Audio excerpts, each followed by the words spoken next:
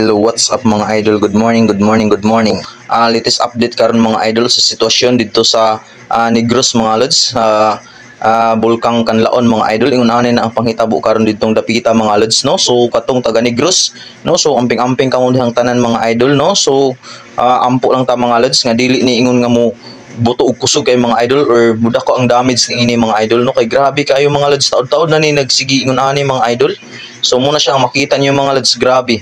Delikado na jud kay ang sitwasyon dito mga lods sa mga katawhan dito sa Negros mga idol, sa duol sa maong bulkan mga idol, kay nagwild na og tamon ang maong bulkan mga lods, no? So usa ra gyud ang atong matabang niini mga lods, no? So inampuay lang itang tanan mga idol. You know, kung makita niyo grabe na kaayo mga lods. So makaingon gyud ta ba nga delikado na gyud ang sitwasyon nila mga lods, no? So mo ni gitawag og niya stage 3 na ba na grabe na gyud pertinang kusuga ang alboroto mga idol.